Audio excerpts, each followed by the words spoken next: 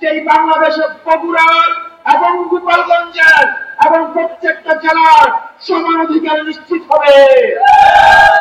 গোপালগঞ্জে জন্মগ্রহণ করার কারণে কাউকে নির্যাতিত করা হবে না, বগুড়ায় জন্মগ্রহণ করার কারণে কাউকে নির্যাতিত করা হবে না, সুযোগ বঞ্চিত করা হবে না। কুমিল্লায় জন্মগ্রহণ করার কারণে পদে পদে তাকে বিভিন্ন সময়ে বাধা দেওয়া হয়। আমরা এমন একটা বাংলাদেশের স্বপ্ন দেখেছিলাম, যেই বাংলাদেশে প্রত্যেকটা নাগরিক, প্রত্যেকটা মানুষ নাগরিক হয়ে উঠবে, যেই বাংলাদেশে দাড়ি টুপি পড়লে তাকে দাড়ি টুপি টেনে টেনে রাস্তায় যাবে, তাকে পুলিশ ধরে নিয়ে যাবে না। চাই বাংলাদেশে আলেম মৌলবীদেরকে জনগণের মুখে দাঁড় করিয়ে দেওয়া হবে না।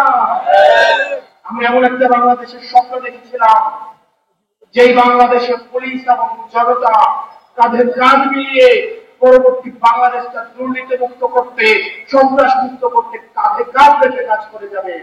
এক্সট্রিম মশার কয়েল প্ল্যান্ট ফাইবার দিয়ে তৈরি, তাই সহজে ভাঙে না, সুগন্ধিযুক্ত ও নিরবিচ্ছিন্নভাবে জ্বলে। ডেঙ্গু, চিকুনগুনিয়া বাহি সহ যে কোনো মশার বিরুদ্ধে দেয় এক্সট্রিম সুরক্ষা। কিন্তু আমরা দেখেছি 5ই আগস্টের পরে আমরা পুলিশ সংস্কার কমিশনের প্রস্তাব দিয়েছি, এই পুলিশ সংস্কার কমিশন এখনো আলোচনা দেখে নাই। আমরা দেখছি নিকট ভবিষ্যতে এই পুলিশকে আবার জনগণের মুখে মুখে দাঁড় করিয়ে দেওয়ার ষড়যন্ত্র করা হচ্ছে। আমাদের কাছে খবর রয়েছে সচিবালয়ে বসে ডিসি ভাগাভাগি চলছে, এসপি ভাগাভাগি চলছে। আবার কোন পাতান ইলেকশনে এই বৃহৎ রাজনৈতিক দলগুলো যদি রুটি ভাগাভাগি এবং এই ক্ষমতা ভাগাভাগির কোন পাতানো নির্বাচনের দিকে যায়, তাহলে আমরা জনগণকে নিয়ে সেটি প্রতিরোধ করব।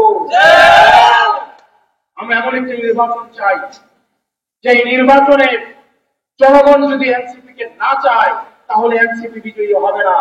আমরা জনগণের রায়কে চূড়ান্ত ধরে নিব।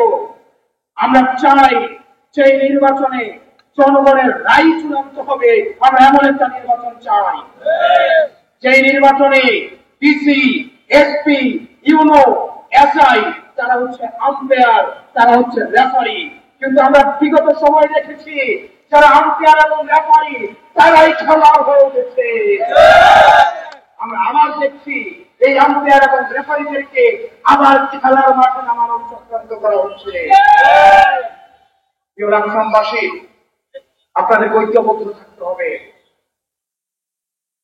এই সংস্কারের বিপক্ষে যারা মায়ের অবস্থান নিয়েছে তাদেরকে আপনারা চিহ্নিত করুন। আজকে তারা সংস্কারের বিপক্ষে ন্যায়ের অবস্থান নিয়েছে, আগামীকাল তারা তত্ত্বাবধায়কের বিপক্ষে ন্যায়ের অবস্থান নেবে, পরশুদিন আপনার ভোটের বিরুদ্ধে তারা অবস্থান নেবে। আজকে তারা ব্যালটের বিরুদ্ধে অবস্থান নিয়েছে, ভোটের বিরুদ্ধে অবস্থান নিয়েছে, কালকে তারা আপনার মতামতের বিরুদ্ধে অবস্থান নেবে। কালকে আপনার তারা টুপি চেপে ধরবে, পরশু আপনার ভাতের অধিকার কেড়ে নিবে, চাকরির অধিকার কেড়ে নিবে, জীবনের অধিকার কেড়ে নিবে। প্রিয় রাষ্ট্রবাসী, আমাদের স্বাধীনতা আমাদেরকে আদায় করতে হবে, আমাদের সংস্কার আমাদেরকে আদায় করতে হবে।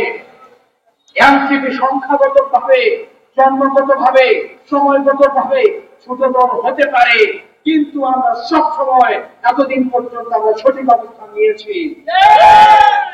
আমরা দেখেছি এই জুলাই সনদ যখন ব্যর্থতায় পর্যবেসিত হতে যাচ্ছে, আমরা এনসিপি কিন্তু স্বাক্ষর করি নাই। কিন্তু আমরা দেখেছি অনেকে এই জুলাই সনদে স্বাক্ষর করেছে। নাসির ভাই আজকে বলেছে স্বাক্ষর করার পরে আজকে আমার বিপক্ষে অবস্থান নিয়েছে। বিয়ে যদি করবা না তাহলে কাবিনে সিগনেচার কেন করলাম? সংসার যদি নাই করবা তাহলে কবুল কেন বললাম? কবুল যেহেতু বলেছেন, কাবিনে যেহেতু সিগনেচারও করেছেন, আপনাদেরকে সংসারও করতে হবে।